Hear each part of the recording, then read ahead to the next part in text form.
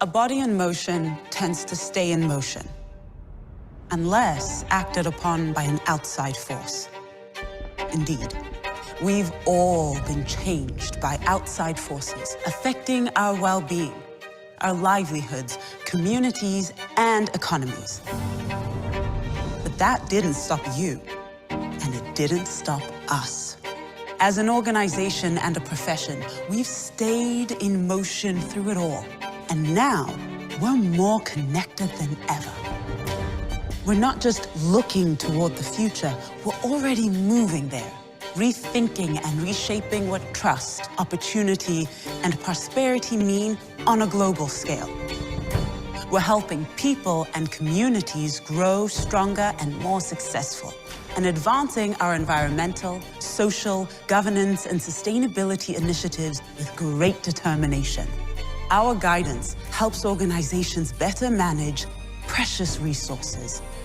And your leadership drives better decisions, helps improve organizations' impact, and ensures future leaders a clear path to career success and a seat at the table. We're broadening member access to education, to credentials and designations, propelling the profession into the new digital world. By reimagining the role technology plays in the future of accounting and finance, and acting with greater agility, even during confusion and crisis. Through it all, we've continuously raised the bar on technical and professional standards, guidance, ethics, and trust, and protected the public interest. Helping economies grow, societies prosper, and inspiring the next generation of accounting and finance professionals. We're all doing the hard work, the work that's worth doing, because we know that together, we are the forces that keep moving forward. And we always will.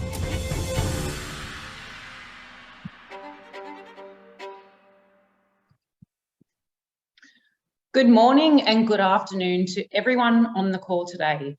A very warm welcome to what's going to be a great session for our audience. So that's each and every one of you, our guest speaker, and myself.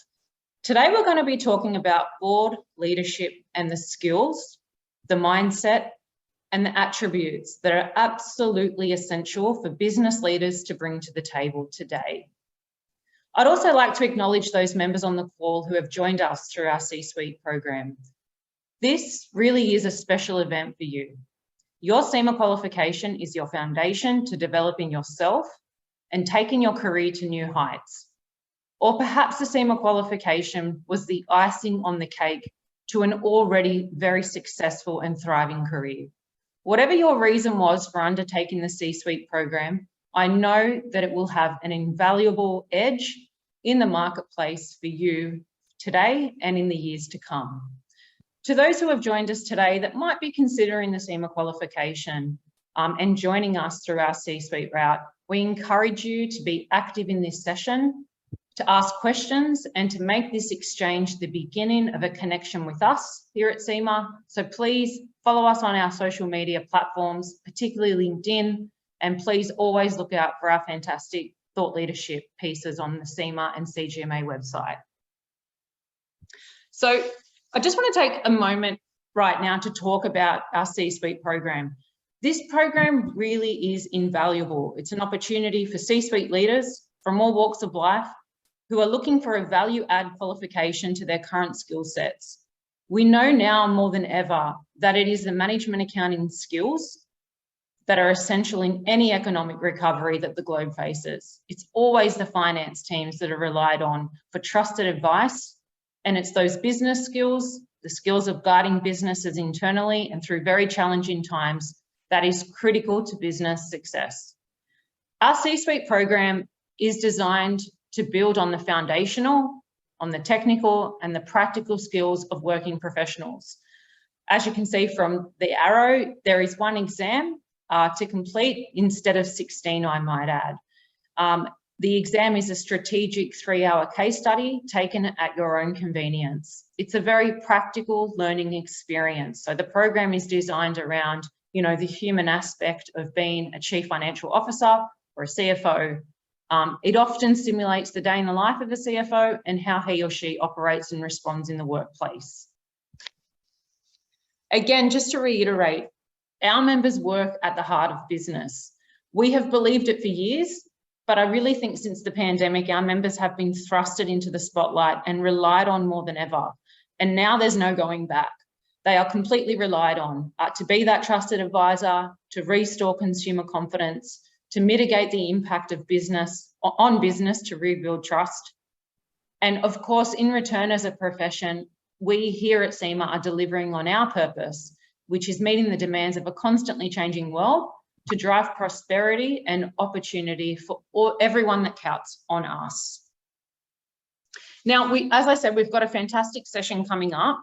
My name's Nicole Hardis. I'll be your moderator for the session. I work in business development here in Sydney, Australia. The session today will go for an hour and a half in total. We will open up for Q&A at the end.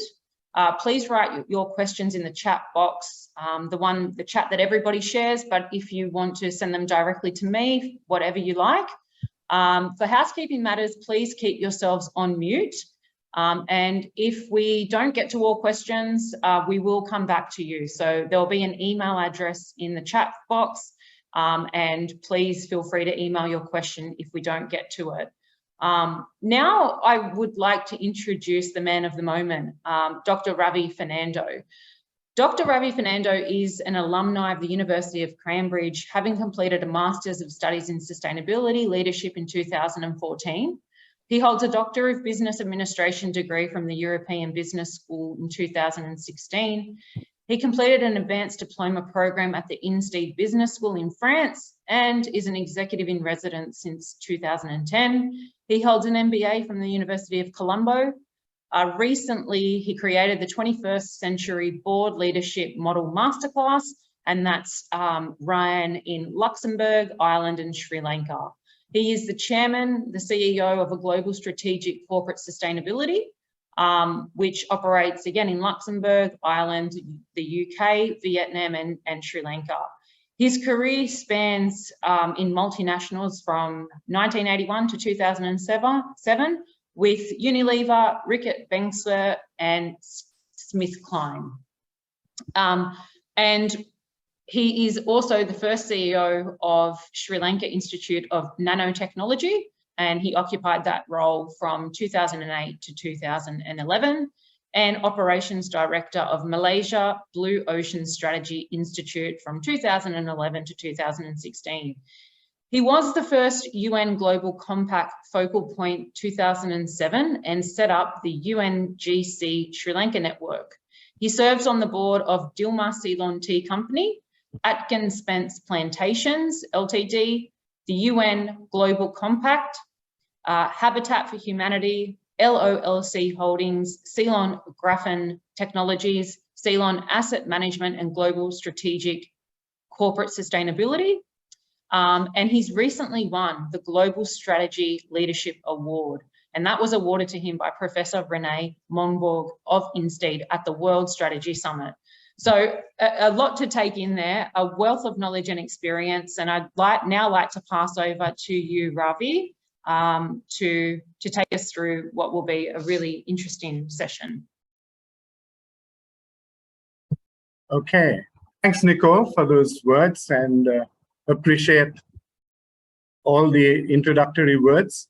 I look forward to this session, and most of all, I look forward to making sure that by the time we finish this session today, that every one of you would have got a very good insight into what we have now titled An Introduction to Board Leadership in the 21st Century.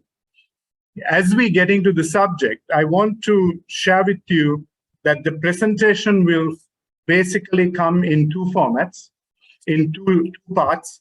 Part one will be basically a session where I bring to your attention what the Code Red for Humanity is, and as mentioned by Antonio Guterres, the UN Secretary General, and we will look at how companies need to respond to what is known as the Code Red for Humanity. Now, as business leaders, I'm sure this is probably not a subject that you are spending too much time on. And the reason for that is that, we generally tend to feel there are much more important things to think about. But if I was to tell you that the Code Red for Humanity can basically wipe out 50% of your profits, or if I was to tell you that you could have a massive write-off on your hands in terms of your supply chains, maybe then it's worth taking some time to understand this subject better. Because there's no way we can get to the second part of this presentation, which is basically a climate action framework, which any board of directors can use and can absolutely use as an agenda to develop the response strategy. And that framework, I must say, was influenced by a book I read by Yuval Noah Harari titled 21 Lessons for the 21st Century. Now, in that book, he was able to absolutely bring to bear those key elements and key changes that we are now facing in the 21st century, which neither MBA programs nor governance programs are currently spending adequate time with. And what we did from it was to create a 21st century board leadership model, which is a climate action framework, which every one of you can use once we get through the first part. But to get to the second part of mobilizing a strategy, we need to first understand what is this Code Red for Humanity. So as recently as February 2022, the World Economic Forum gathered in Davos, Switzerland, and they have done so every year in the last 15 or 20 years. And whenever they gather, one of the key elements of their discussion is to assess what are the key global risks that the planet and the world is facing. And interestingly, both in 2021 and 2022, climate action failure headed the list, and extreme weather came in as the second biggest global risk. And the third was human environmental damage. Fourth was infectious disease, and we've just come out of probably a COVID lockdown for nearly 2 years in the global economy. And here we are now already hearing of monkeypox beginning to raise its head. And last in the top 5 is biodiversity loss, which is also man-made in most cases.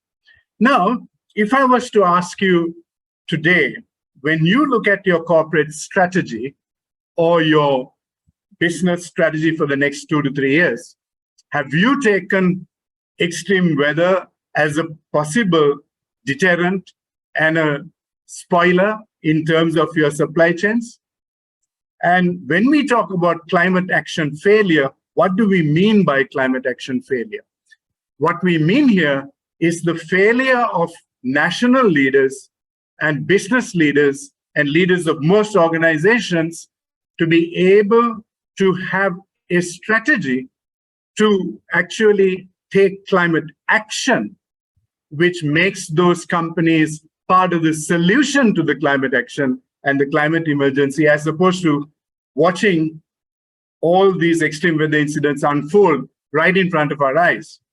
On the left-hand side, I have said the cause of extreme weather incidents is the burning of fossil fuels, and that is something you need to understand, that if any company, any nation, any business wants to be part of the solution to the extreme weather incidents we face or the climate action failure, they need to address the direct and indirect ways that their companies currently burning fossil fuels in terms of either using fossil fuel energy delivery setup in your country for electricity, or having fossil fuel-driven vehicles in logistics and in the supply chain, or even in terms of supply chain importation, whether you are importing a whole bunch of elements and raw materials, and that then involves the use of fossil fuels to bring them to you. So if just to give you a figure, when one looks at the period 1970 to 79, in that 10-year period, the average economic loss due to extreme weather incidents was about $17.5 billion. Fast forward to 2020, 2022, the last 2 years, this figure has moved from an average of $17 billion to $250 billion per annum, $250 billion, and rising with every passing day. So one other important fact to remember is that the number of climate disasters have tripled to us in the last couple of years. That is why the figure has moved to $250 billion. Heat waves have increased 7.5 times, droughts by 3.6 times, crop failures by 2.3%, 3 times, rivers and flooding 2.8 times, and wildfires happening like we saw in Australia and California twice as often as they used to. Now, this is why the climate emergency or extreme weather incidents have been put down there as your second largest risk to every human being on the planet. So let's just look at some extreme weather incidents that you and I are experiencing in the last 1.5 months. So basically, we continue to operate with a fossil fuel-driven economy, burning coal, burning petroleum, and burning gas. And don't be misled by the word natural gas. Natural gas is as much a fossil fuel as is coal and is petroleum. So we are looking at globally temperatures rising to between +2 to +3 degrees centigrade. And as we start burning the planet up for profit, as opposed to securing the planet for life and for business and for humanity, we are beginning to see the melting of the polar caps, which then lead to sea level rise. And this is a chain reaction. But just look at the figures on this chart. We saw most of Europe, even now, are experiencing the hottest ever temperatures. In Germany, for example, highest recorded temperature since 1888 at 39.2 degrees centigrade. And most of the European cities, from countries like Italy to France to almost to Finland to Norway, all have crossed massively a 30 to 40 degrees centigrade situation. But that's not only in Europe. Even England recorded 40 degrees centigrade, highest ever temperatures in its history. So did Japan at 40.2 degrees, China at 44 degrees centigrade, and the Middle East, of course, has been crossing 50 degrees for some time. So the first way we begin to see extreme weather unfold and manifest itself is in the form of extreme temperatures. The second format that you experience, it is in terms of absolutely crazy floods where rainfall of 2-3 months happen in an hour. So you have heard of what happened in Kentucky, and here are some images from Kentucky, and same in Australia, and the same is happening in almost every major city on the planet, whether it's Beijing, whether it's Taiwan, which nearly wiped out its chip business with this unprecedented rainfall. Mexico City, and we can see even Russia has had experienced unprecedented rainfall. So heat leads to unprecedented drought, and you have rainfall coming in and attacking your supply chains. So what is causing this? And please bear with me, as I said in the first half of this presentation, for you to become absolutely upfront and understanding what is the code red for humanity and what is the climate emergency. Because if you don't understand that, and if you aren't someone who pays attention and respects science, you will probably be completely sidelined and completely miss the real challenges that every business is going to face with in the coming years. So this chart is explaining to you, when we talk about burning fossil fuels, what happens? Greenhouse gas emissions are locking up the planet, blocking up the planet with these kind of figures. Nearly 820 tons is basically released into the atmosphere for every gigawatt of coal used in developing energy. So if your country, I mean, I know that Australia yet depends a lot on coal, and China does, India does. If your country's electricity and energy is coming from coal power plants, every gigawatt is putting into the planet another 820 tons of greenhouse gases. If you are using petroleum and diesel generators for your electricity, that is then for every gigawatt is putting 720 tons. And then you come to natural gas, and it is not healthy at all to have burning natural gas. It releases 490 tons. And then you look at the figures for biomass, hydropower, nuclear energy, wind and solar, which are significantly less than any of the figures I mentioned.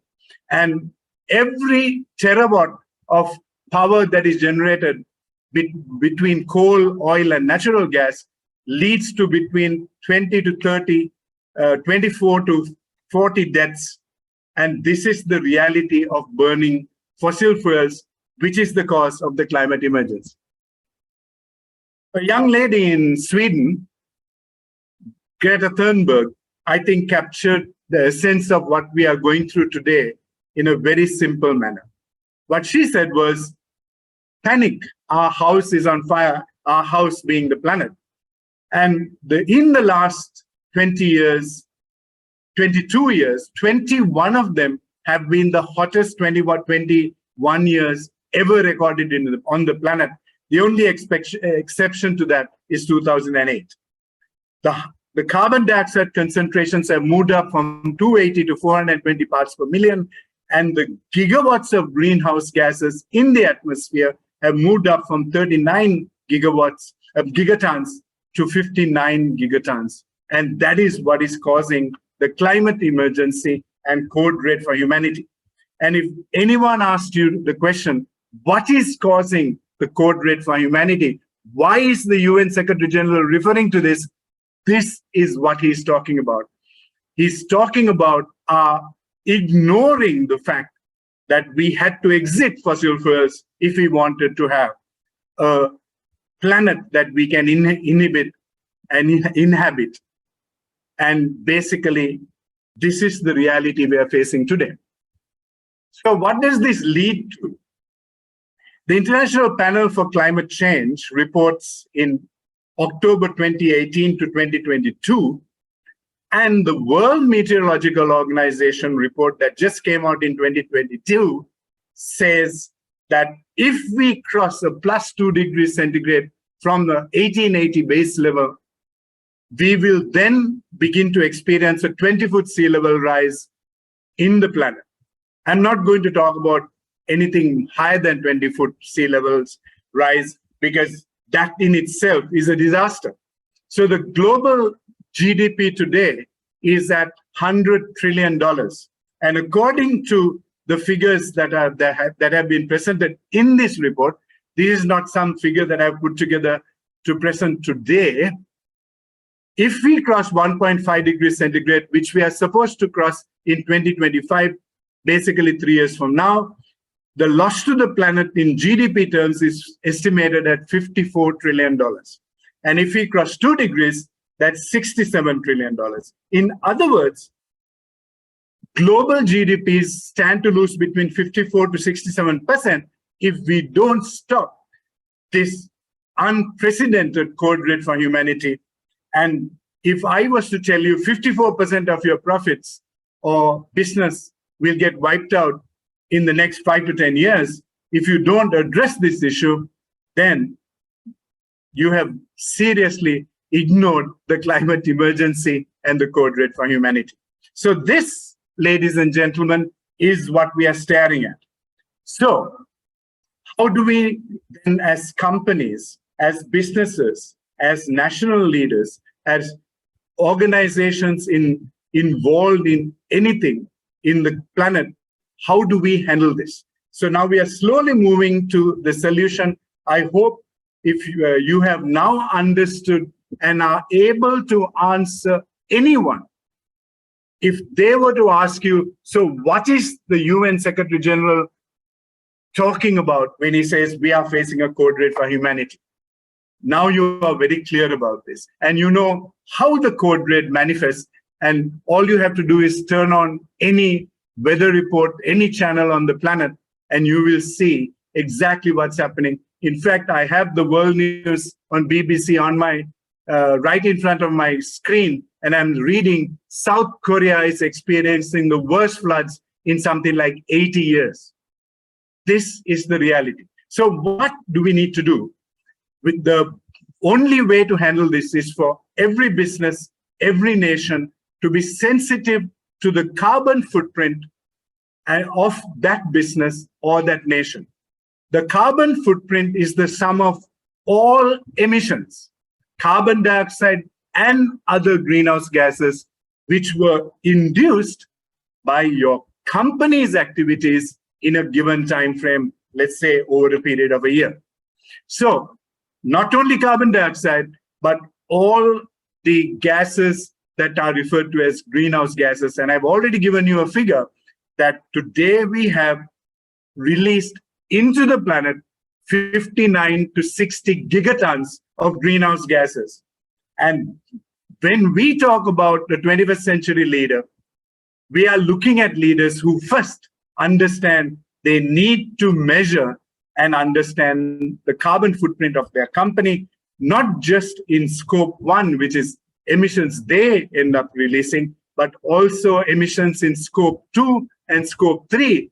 If you have a product that is used in home, your carbon emissions haven't stopped simply because it left your warehouse. It ends when the product is consumed and how that product is disposed of. So understanding your carbon footprint is the beginning of a 21st century leader. And as you can see here, the top 5 countries which are the biggest emitters today in the planet are China, USA, European Union, India, and Russia. And basically one thing common about all 5 of these countries is, or at least 4 of these countries, 4 of these operations are China, America, India, and Russia, yet have massive amounts of fossil fuel driven energy in terms of coal power especially. European Union has made the most progress, but it hasn't really. Now it is under threat to move away from fossil fuels due to the Ukraine war and Russia's and them banning use of Russian fossil fuels almost by default. This is not something the European Union was planning to do. So understanding your carbon footprint is the beginning of a 21st century leader. Now, let me give you an important statistic. If one looks at the 59 to 60 gigatons of greenhouse gases emitted onto the planet as at today cumulatively, 92% of that has been emitted by the global north, the USA, the European Union, and Russia, and Australia. And they are referred to as the global north in terms of the development levels. But you can see the South is only accounting for 8%. Now, that doesn't mean that the South can now start correcting that anomaly, because if we correct the anomaly, we will end up with a planet that we cannot live in anymore. So one of the measurements of carbon footprint, and this is mostly to get every one of you from whatever country you're watching and listening to this session, to get you completely up to speed on this, is to understand that every country has a Earth Overshoot Day. Now, what is the Earth Overshoot Day? The Earth Overshoot Day is if the entire 8 billion people on the planet lived the way that country lived, we would exhaust the whole year's carbon budget by the dates given here. As you can see here, Australia reached their carbon overshoot day on the 23rd of March 2022, which means if everybody on the planet lived like the Australians live, they will have 9 months deficit in terms of carbon budgets. South Korea, 2nd April, Singapore, April again, Japan, May 6th, New Zealand, April 19th, China, June 2nd, and the entire planet would have reached it on July 28th, as per this year's calculations. Only 3 countries that I have picked here even get past September. Basically, humanity currently uses 74% more than what the planet's ecosystems can regenerate, or 1.7 Earths as ecological deficit for 7 months of 2022. So that is the reality.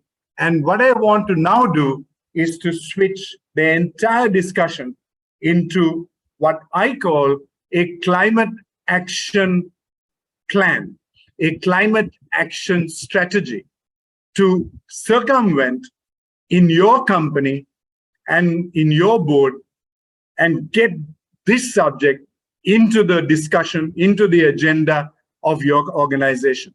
So we created the 21st Century Board Leadership Model in June of 2020.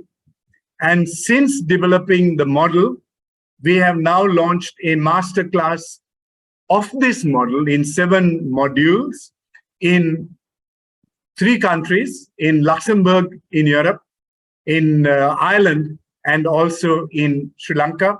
And it is going to be expanded into 3 more European countries this year. So what is this model and why is it there?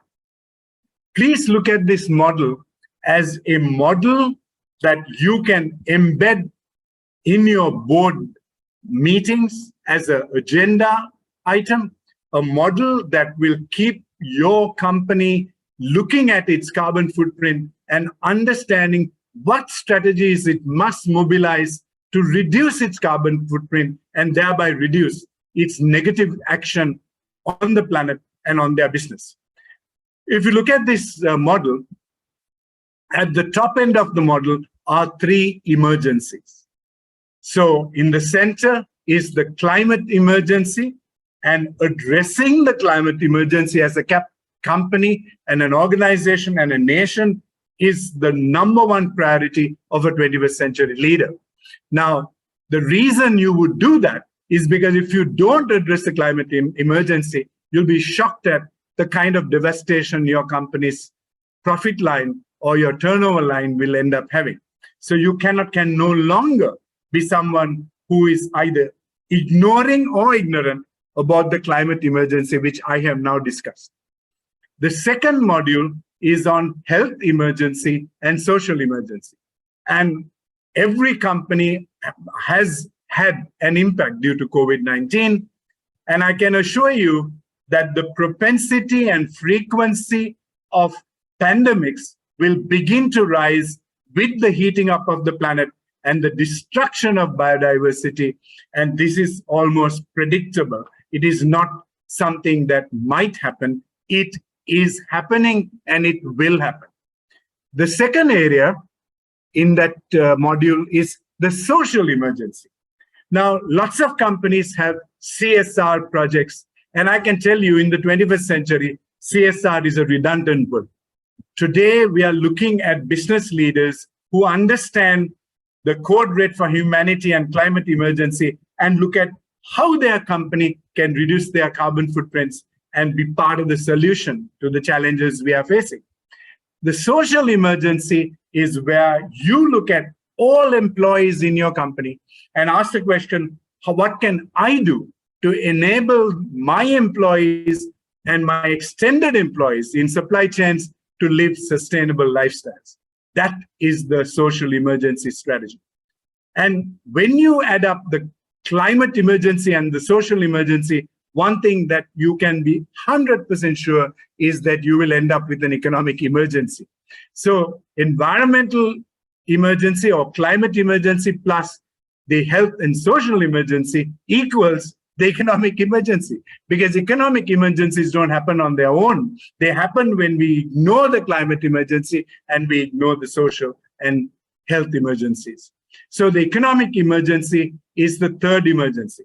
And any 21st century leader who is even remotely interested in being part of the solution to this challenge must first address the three emergencies. And I will go into each of those modules and share with you some ideas from our masterclass so that you can think about what you can begin to do right now and in your company and at your board level. The second half of this document, the model, is where we look at what are known as the three disruptors. And there are three major disruptors in the planet that we need to take into consideration.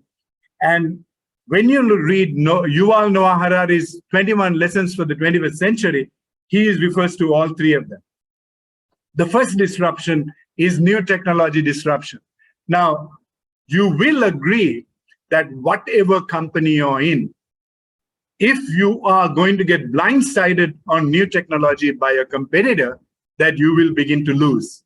And you will begin to really face a massive crisis. So understanding new technology, understanding which new technologies can disrupt our business is the first of the three disruptors. The second disruptor is geopolitical disruption. Now, I can tell you in a lot of the MBA courses and the governance courses that most are available today, these two topics aren't approached in the way that we are approaching this, because we need to absolutely understand how geopolitics can interfere with our business model and our business strategy. And you don't have to look way beyond. You can see right now there are two massive issues in terms of geopolitics. What is happening in Russia and Ukraine, and what is happening right now as we speak in Taiwan and China. And I will allude to these topics a little further when I explain the 6 modules. Lastly, governance disruption. Now, governance has been a word that is very detailed and explained very well in the CIMA governance modules, and I applaud CIMA for doing that. But I can tell you in the 21st century, governance will be where decisions are made by putting the planet and people before you put profit. Because if all decisions are made and continue to be made by putting profit before planet and people, what we are experiencing today will ratchet up to a level that is unprecedented, that is totally going to wipe up, like I said, between 54 and 67% of your business. And you don't want that to happen. You want to be part of the solution. So that, ladies and gentlemen, is the 21st century leadership model. And like I said, if you are a 21st century leader and you understand the climate emergency and you understand there is a code red for humanity, every nation, every business, every organization is currently experiencing, and this will become worse with time and has become unprecedented in the last 21 years, then you need to be a leader in the 21st century who pays some attention to the science, because I'm not asking any one of you to become scientists in the CIMA fraternity, but you need to be someone who respects the science and who absolutely is front and center in addressing the issues of science and not basically ignoring the science. What I have seen in most companies, you end up with 3 kinds of companies when it comes to the climate emergency and the code red for humanity.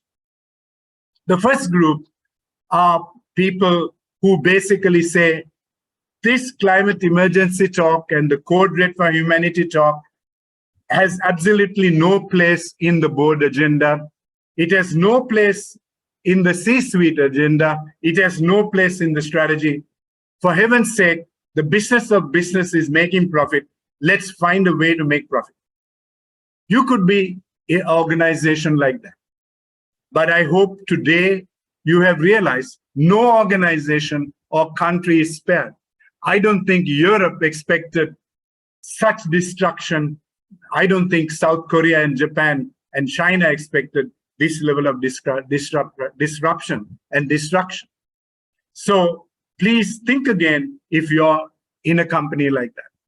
The second group of companies are companies which are, I would say, in the majority, which probably have heard of the climate emergency in the form of ESG strategy, etc., and basically are doing, I would say, the minimum possible so that they can get a tick in the box when it comes to, yes, our company is aware of the climate emergency.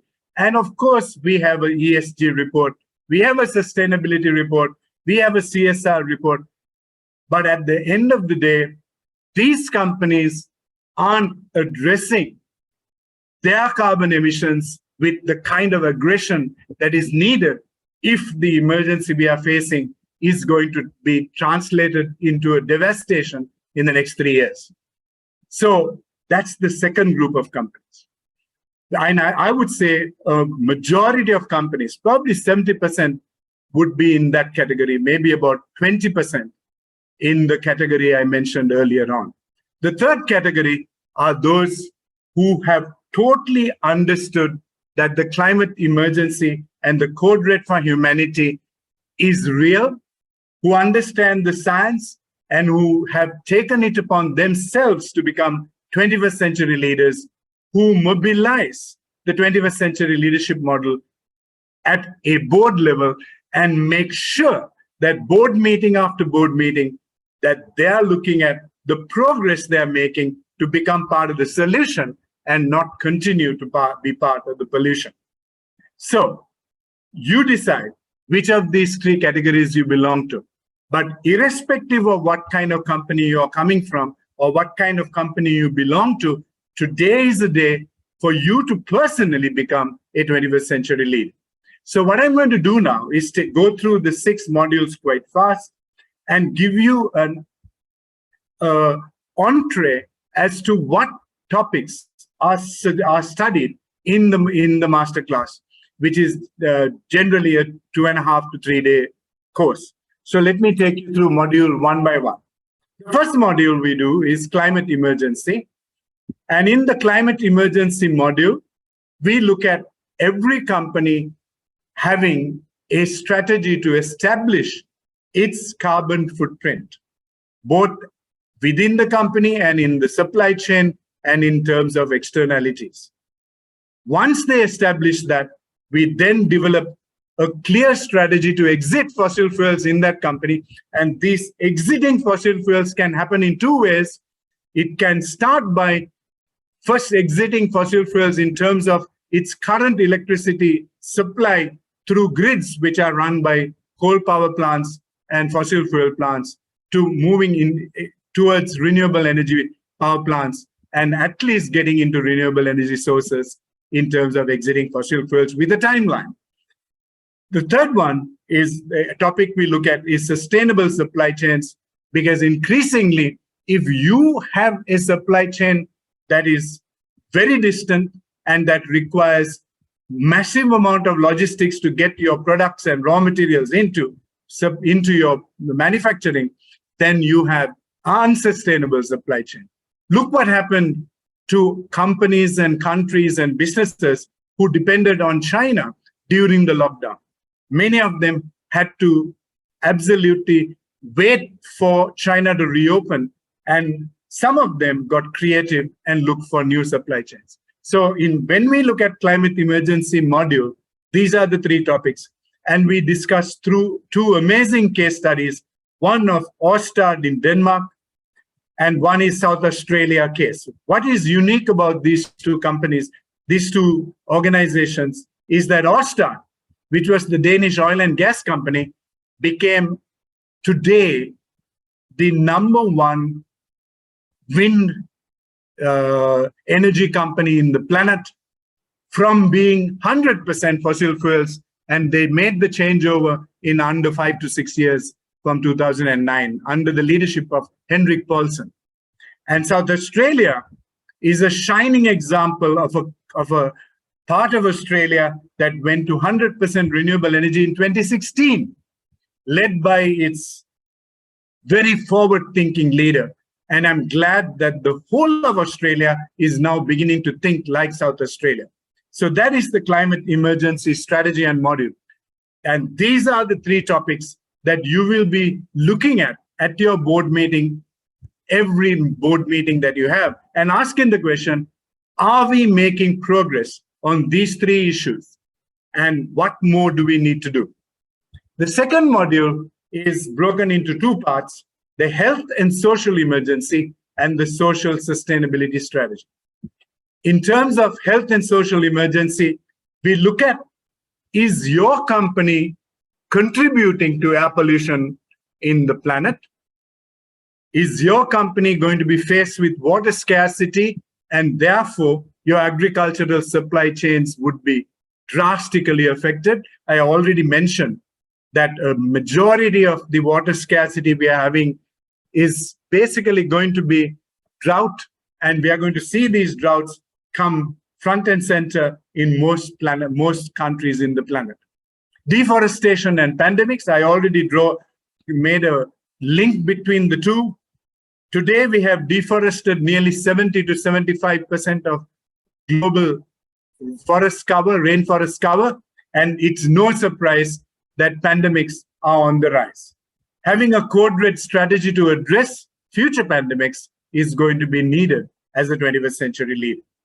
In terms of social sustainability, we are of the opinion that as opposed to doing CSR projects to touch the community and the world at large, that the biggest and most important thing that a 21st century company will do is look at its employee base, look at all direct and indirect employees, even in the supply chains, and have a strategy to enable them to live sustainable lifestyles, which is the strategy that we believe is the way forward in terms of addressing the health and social emergency.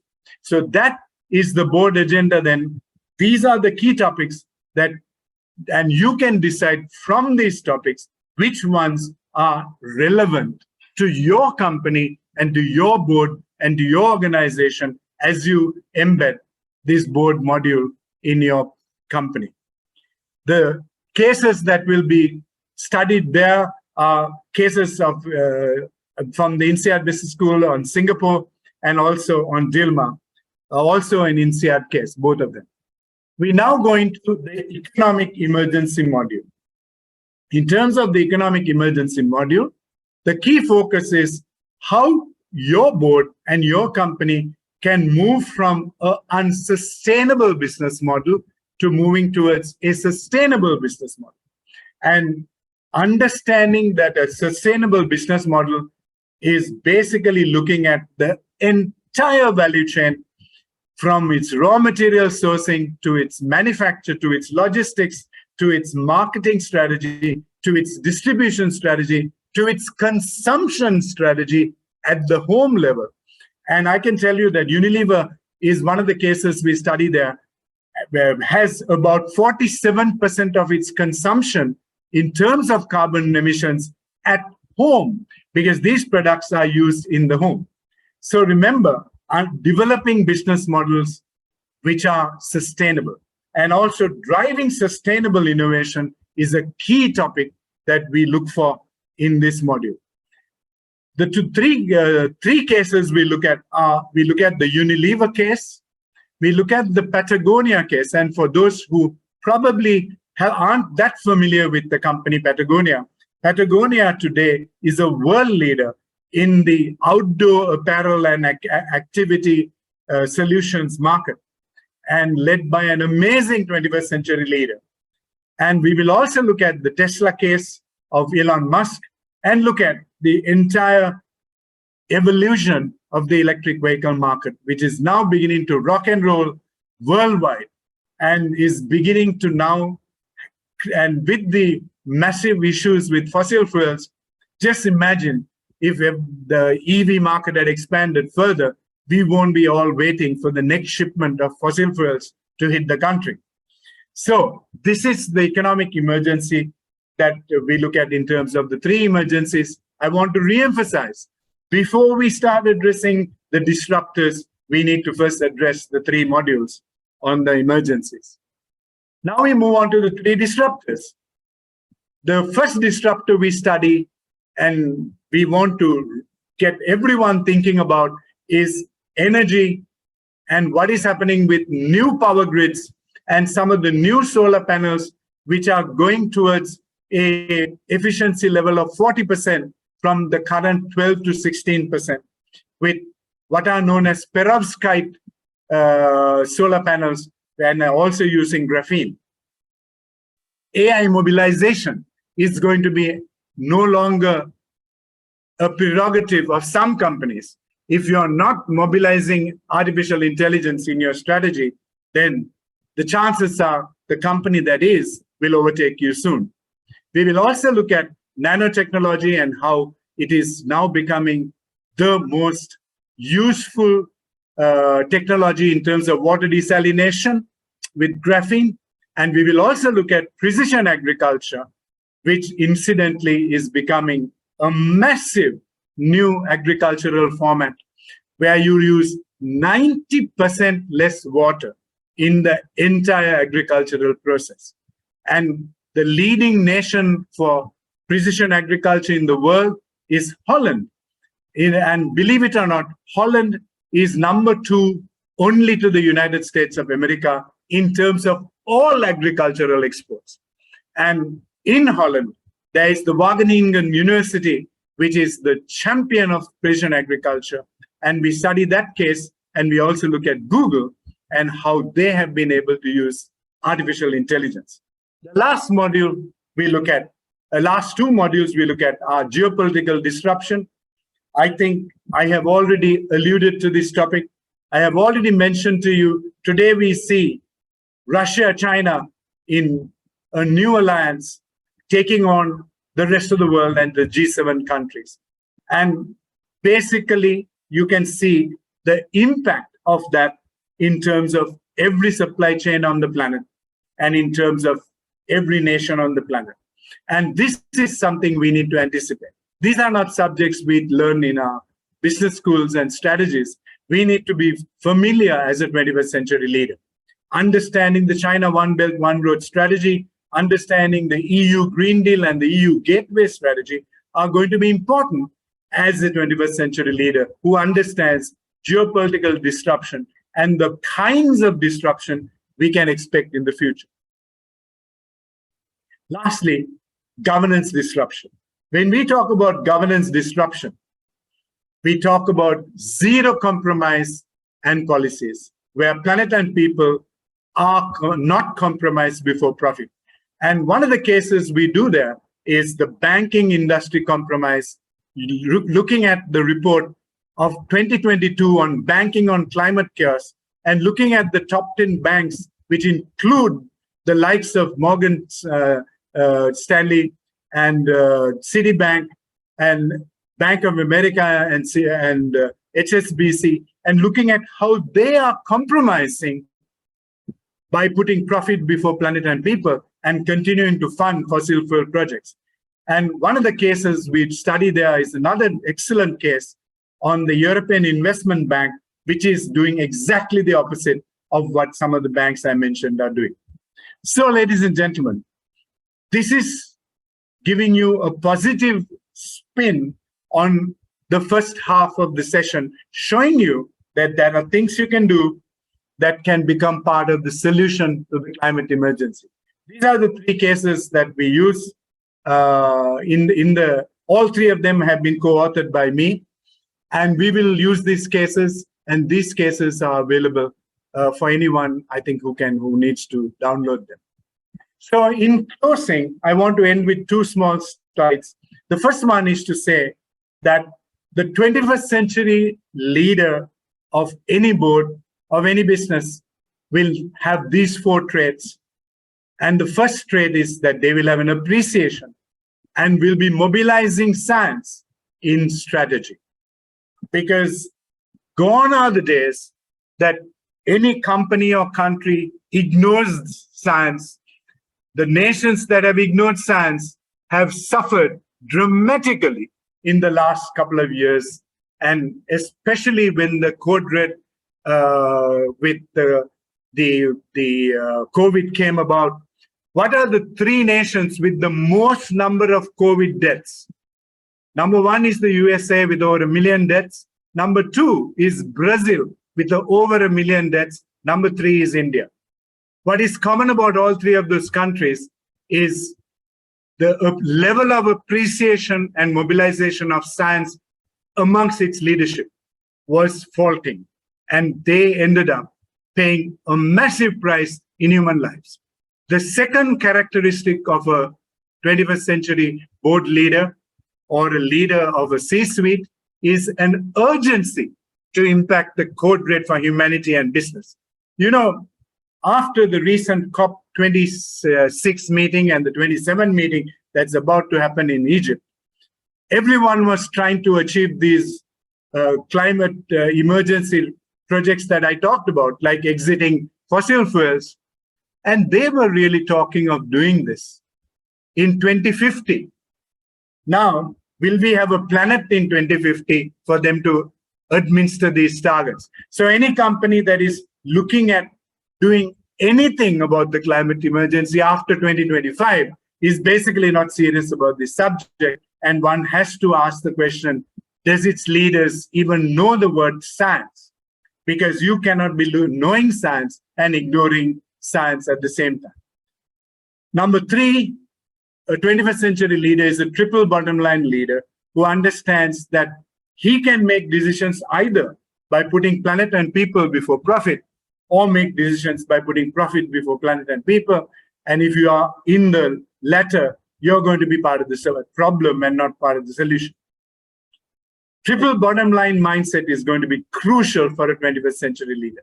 Lastly, we need leaders who embed the 21st century model as the new climate action strategy in their board level, at a board level, and at a C-suite level, and at an operations level, and monitor its progress at every board meeting. 90% of the time, most boards spend, I would say 90% of the time, on what has happened and current business, as opposed to what will happen and what they need to do. And this has to change to at least a 60-40, where 40% of the time is looking at understanding what I had just mentioned to you in terms of mobilizing strategy of science-led strategy in their C-suite agendas. I have highlighted the names of nearly 7 world-class 21st century business leaders that you can get inspiration from Elon Musk to Sundar Pichai of Google, to Yvonne Chouinard of Patagonia, Henrik Paulsen of Ørsted, Werner Hoyer of the European Investment Bank, Anna Patricia Bertin of Santander Group, and Paul Polman, the former CEO of Unilever. Every one of these 4 traits are basically entrenched in these leaders, and they have been the champions of 21st century leadership. And I'm 100% sure that in the boards that they serve, that the 21st century model is very much the agenda. So if you are a 21st century board leader, you will then have a sustainable business model, not a flawed one. You will be putting planet and people before profit, not profit before planet and people, like many banks do. You won't be comfortable being part of the problem. And what is sad today is many businesses, many nations are happily stagnant as part of the problem of the climate emergency and the code red for humanity. And I call those countries led by 19th century leaders. You want to be part of the solution and aggressively be part of the solution. You will not be interested only in creating shareholder value. You'll be looking at stakeholder value creation. You will not be happy with simply financial reports, but you will also look at the integrated reporting strategies that are now front and center in the new world. Carbon offsetting is a strategy of companies who are not really serious about the subject. Because what you're really saying is, I will continue to put greenhouse gases into the atmosphere and then do something 100 miles away or in another country that offsets. I'm telling you, offsetting is a certificate to pollute. And that is not a 21st century thought. We need to get carbon negative. You will be a renewable energy driven business strategy and a business model. So with that, I want to thank all of you for your time and attention and appreciate your attention. And I hand you back to the CIMA team to take it forward from here. Over to you. Thanks, Ravi. That was just so insightful and so many calls to action. So just so much food for thought, and I'm sure everybody on the call can really appreciate what's going on in the world and the impact that it has wherever you are. We do have some questions come in, so I'm going to jump to the first one. What is your recommendation for boards of companies who are seemingly oblivious to climate change impact due to their own industries not making a visible carbon footprint? And that, say, for example, education, healthcare sectors, government services, how can they understand the urgency involved? Excellent question, Nicole. Who is the gentleman or lady who asked this question? Brilliant question. Yeah, it was Uma. Uma. Brilliant question, Uma. The bottom line is that, unfortunately, a majority of nations today, a majority of businesses, including the sectors that you mentioned, and including the oil and gas sector and the banking sector, are basically not moving the needle in terms of moving forward, because you cannot blame the fact that a majority of these boards are populated by people who are what I would call, and what I have called today, as 19th century leaders. Now the question is, how do we get 19th century leaders moving to the 21st century and educating them of the need to be 21st century? Because if we don't do that, we are going to continue as part of the problem. So I believe that the only way to do this is slowly but surely pick one or the two key members of the board. Your chairman has to be one, and your CEO has to be the other. Try to find an area of interest with them and demonstrate to them with facts and data in your business sector, not some other person's business sector, how companies are thriving by embracing the 21st century model. Because if they don't do so, you can also show the results of companies who have not embraced the 21st century business model in their board strategies. So the only way to do this is by you beginning to show these two key people in your company the benefits or the demerits of not doing that, and the risk of not doing that. Because I can tell you, if you are able to convince your board members that you are looking at a 54 to 67% drop in your company performance and your profits, if that doesn't wake up anybody, and that is, we are looking at that kind of thing happening in the next 3 years, then I don't know what will wake them up. So please understand that this is a very important question. I can see a question, Nicole, on someone wanting me to explain what is the Earth Overshoot Day. Shall I do that? Yeah, go for it. Thank you. Okay, Ranjan, the Earth Overshoot Day, the whole planet now has a carbon budget. And that carbon budget is basically based on the fact that we now have nearly 60 gigatons of carbon dioxide and greenhouse gases in our Earth's atmosphere. And if we want to keep temperatures below 2 degrees centigrade, we need to reduce our carbon consumption to a certain level. The Earth overshoot date for every country is the date on which, if the whole planet's 8 billion people lived like the people in that country, how quickly we will exhaust the whole year's carbon budget. So I think if I remember right, Singapore was exhausting its budget by March or April. Now that means 8 months, we have no carbon budgets. Now we are gone into using the carbon budget from 2023. And this is what every company and every country has to watch out. Because if your carbon consumption and greenhouse gas consumption levels are so wildly out of level, you are basically then a part of the problem of the carbon problem. And today, majority of the brands in Europe now, by the way, because most of my work is in Europe, are now beginning to show the carbon footprint in every product that is in the supermarket. So when you are buying a product, you can look at which company is exhausting more carbon emissions. So that is option. Okay, back to you, Nicole. Wonderful. So there's a question from Hajar. What would be the suggestion for countries and governments whose GDPs are mostly relying on fossil fuel importation, like Malaysia? What kind of policies at the national level can we draft, and what kind of support countries can get globally to integrate with a greener economy? Excellent question once again. And I want to tell you that I spent 4 excellent years in Malaysia working with the Blue Ocean Strategy Institute of Malaysia, developing these very strategies. So I'm glad that you're asking a question that is so relevant to Malaysia. Not only to Malaysia. So there are two kinds of countries here.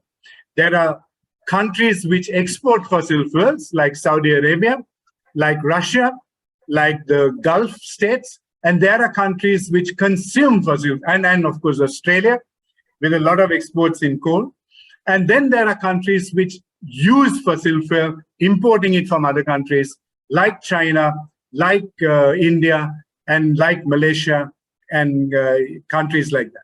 Now, the only way to explain how to move forward in these countries is by ignoring the science and by ignoring the whole aspect of what will happen to those economies if we ignore science. By continuing to ignore this, these countries will have a massive devastation of their economies in the next 5 years. So if a country doesn't get out of this problem now, then we have a massive shortfall going to emerge in every country in the planet. Just look at what is happening to Russia right now. The world, European Union has now stopped beginning to use their fossil fuels. They have said they have banned their coal, they are banning their gas by December. Now, that is the kind of thing that's going to happen. This time, not because there's a war. This time because the climate emergency is hitting those countries. So the best solution for those kind of countries is to take inspiration from companies and countries which have done the right thing. So I'm going to share 2 inspirational stories. The first one, I already shared briefly, Ørsted, a Danish company. This Danish company was responsible for 99% or 100% of its oil and gas imports and distribution in Denmark. This company is very similar to any company, any country whose business is the oil and gas business, like Saudi Arabia, like Saudi Aramco, like Petronas. What did they do?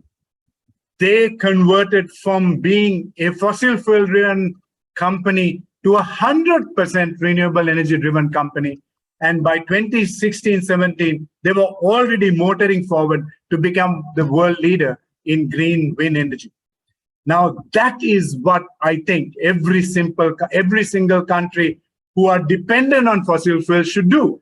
They should remain an energy solutions provider, but start providing renewable source energy And this is available to every one of us. And that is the secret. Not persisting with fossil fuels and saying, I have another 3 years to go, I have another 5 years to go before I get into trouble. I'm telling you, those 3 years and those 5 years will devastate the economies and the world so much that your nation would have been a part of the problem. So well said. The next question is, what are the measures we can take in the food sector to reduce the carbon footprint? As working in this industry, I have noticed that this industry is the most ignorant of carbon footprint. And that question was from Mashood. From who? Mashood. Mashood. Okay. Yep. Right. Very good question and a very, very important area.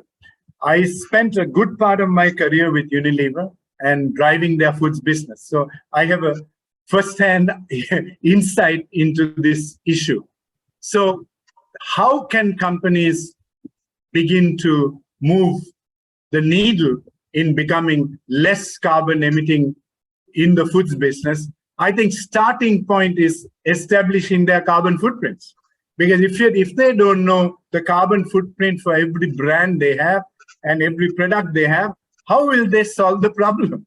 So for them, the starting point is, if you are in a foods business, establish for every food product that you have, every food brand that you have, what is the carbon emissions at scope 1, scope 2, and scope 3. Number 2,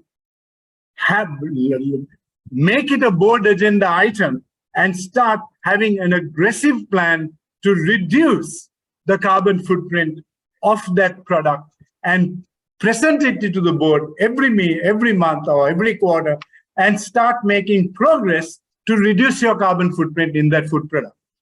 And basically, the second other key point is for everyone to understand that they cannot continue eating meat and letting more methane gas get expanded. We need to also make some basic changes to our eating habits if we want to reduce the carbon emissions of food products. And the starting point is, does the company know their carbon emissions, and does it have an aggressive strategy? The last thing I want to see in any corporate strategy or sustainability strategy is that they are planning to do this by 2050. Ladies and gentlemen, these are cop-out if anyone talks about doing things any day after 2025, because you won't have a planet to do it in. And that is the urgency that most people seem to be ignoring at the moment. Great. Next question is, can you please explain one more time on country overshoot days? Okay, I think I've explained it quite well. So the country overshoot day is the day if everybody in that country, so let's take Singapore as an example. I think Singapore's population is probably about 6 million people. If every Singaporean, 6 million of them, continue to consume, currently consumes a level of carbon emissions, releases carbon emissions, and the whole world's population continued to use the carbon emissions and release carbon emissions like Singapore did, then on the 23rd or something of March, you would have exhausted the full year's carbon budget in the planet. So that is the answer to that. Yeah, it's a very good question. I'm glad you all are understanding that all these countries who claim to be very sustainable are basically exhausting carbon budgets by July, which means they have a long way to go because before they become sustainable. They need to exhaust budgets in December, not in June and July. Yep, great. Next question is, it's a comment and a question in one. It goes, we are not showing the true cost of a product or service. We are not pricing the externalities yet. Can you share some externality pricing models that have been successfully used and accepted by its customers?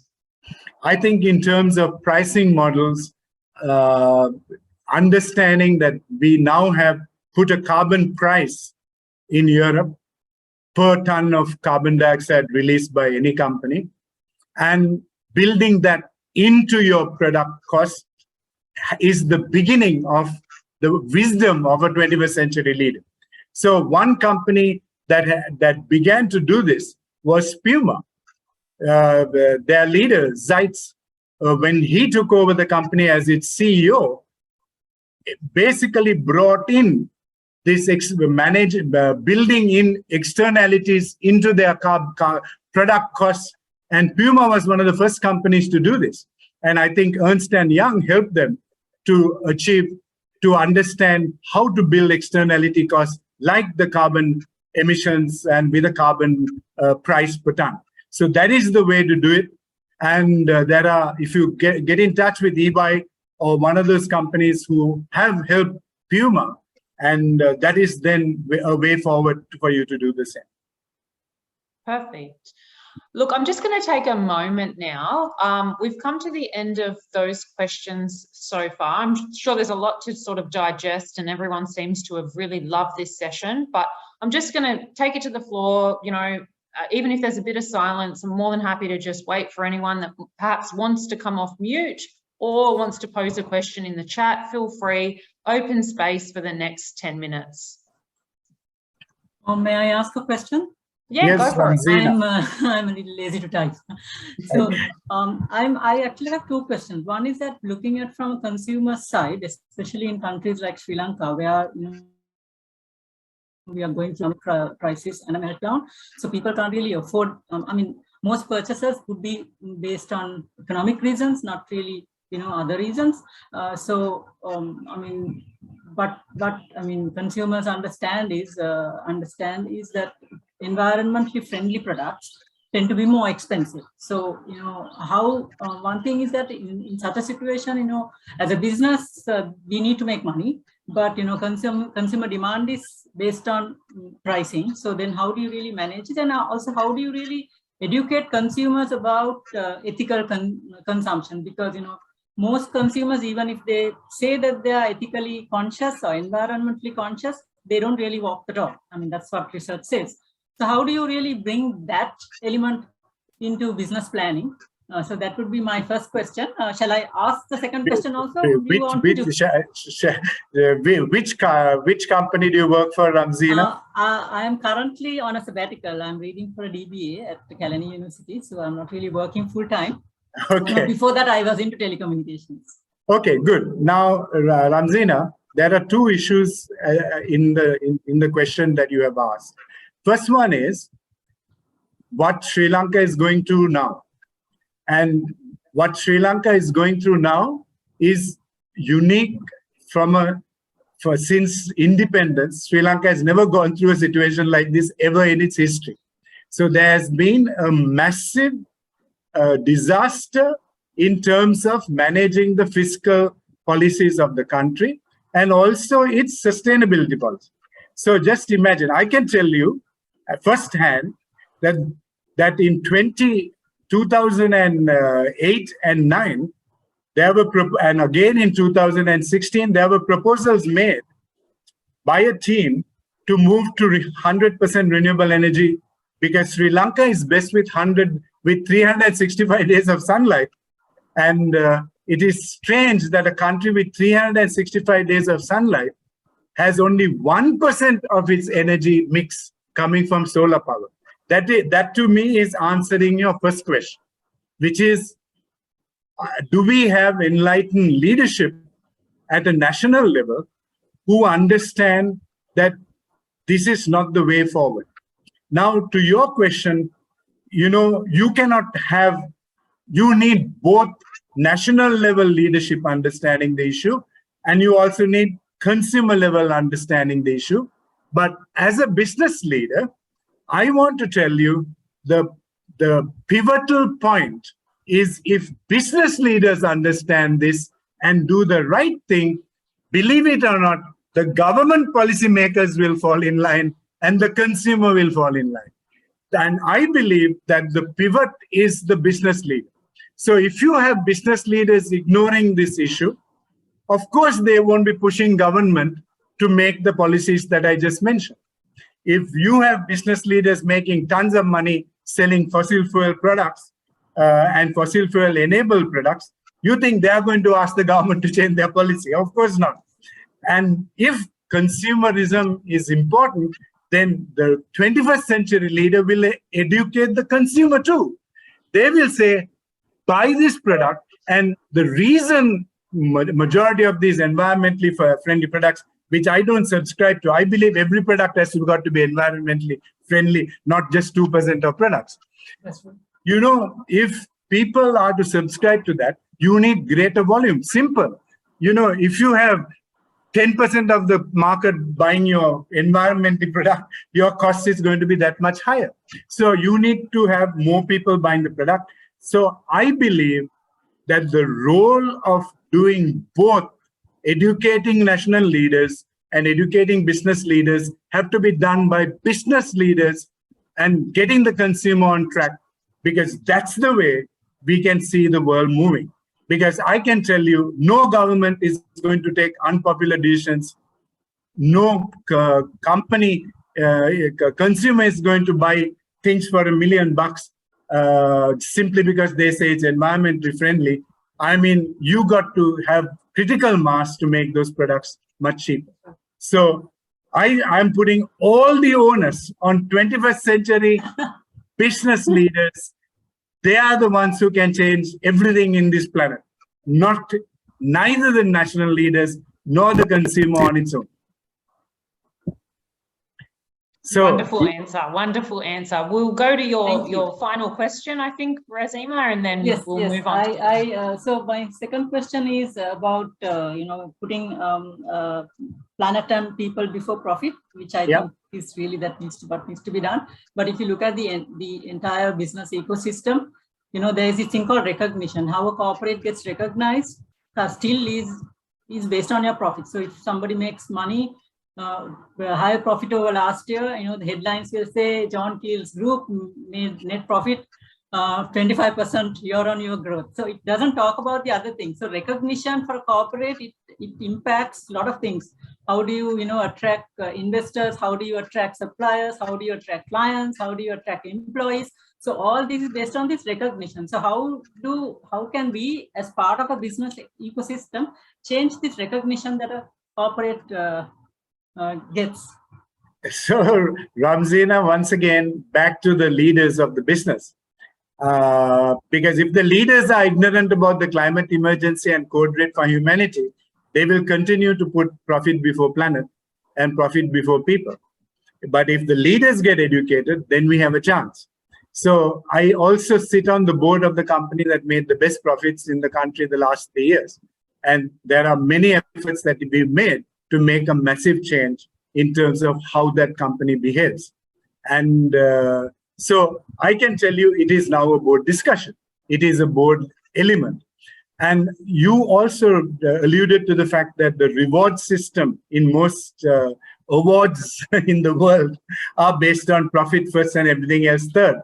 So then we have to educate the people who are giving those awards, because the last thing you want is to, I find it quite hilarious when I find companies which are the number 1, 2, and 3 polluters of plastic, the companies which are in the number 1, 2, and 3 companies destroying the planet with fossil fuels are getting sustainability awards.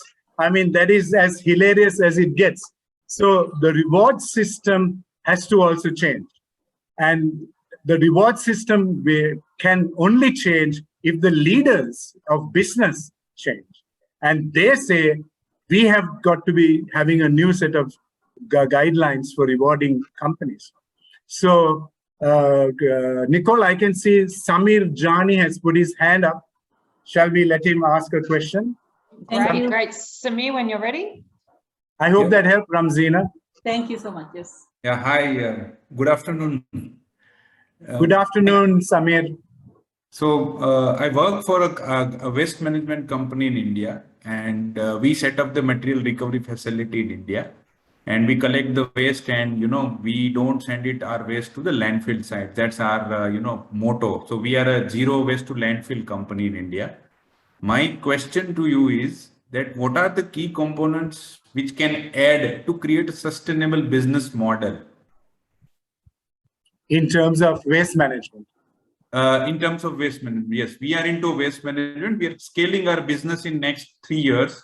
So we are preparing the business model. So we wanted to include, I mean, we are a sustainable company. We are working towards those things. But what are the key components that we need to, bare minimum need to add in our business model? Okay, so in a sustainable business model in waste management, the starting point is what kind of waste do you collect?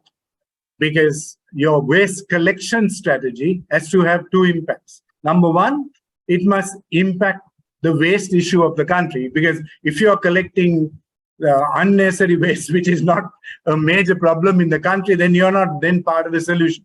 So I would basically ask the question in India, what are the top 5 waste items that are going into landfill, that are going into rivers, that are going into pollution as a result of consumers not understanding this? And attack that element, 1 or 2 element, and then waste management. You know, one person's waste can be another person's resource. And basically, I'm a strong believer that there is no such thing as waste. If you begin to look at every bit of waste appearing on the marketplace, appearing in a landfill as a resource that somebody else can use. Now, there are some resources that you cannot use. And one is if you end up, you know, basically polluting the planet with plastic waste, which lasts for 500 to 1,000 years, then you can't be part of the solution to the planet's problem. Because fossil fuels is how you make plastic. So the base ingredient is fossil fuel. So you're actually keeping the fossil fuel industry going. But I think strategy number 1, focus on what waste you manage. Number 2, try to make the management of that waste to come up with a product or a solution as a added value to some other person's supply chain. So these are the 2 main things I would look at. And in both instances, I would have a very strong measure of your carbon footprint. What is the carbon footprint of my company as I do this? Because if you end up using massive amounts of energy simply because you want to pelletize all the plastic bottles, then you might be causing another problem, which is you're putting more carbon dioxide into the atmosphere by burning coal and things like that. So I would look at the closed loop circular economy in your strategy, Samir. Which part of India are you based in? So we are located in Gujarat.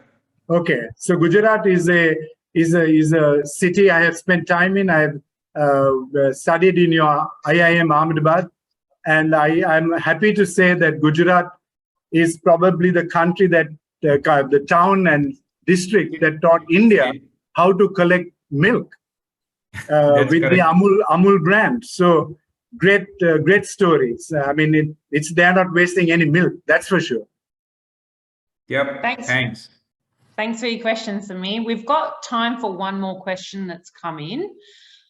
So Ravi, in managing climate change issues, we talked about mitigation and adaptation strategies. We are clear about reducing carbon emissions and mitigation strategy. Can you talk about some adaptation strategies? Okay, so who is the person who's asking the question, Nicole? I just have HLFG. Okay, so. HLFG, hi. So, number 1. Sorry. I work. Sorry, it's me. Okay, where do you work? What's it? Tell us a little about yourself. I asked the earlier question as well about the pricing of externalities. Okay, wonderful. Yes. Which company are you with? Hong Leong Financial Group. Excellent. It's the number 4 banking group in Malaysia. Yes, I'm very familiar with Hong Leong. Very good. It's a good bank. Okay, so Miss, just to answer that question.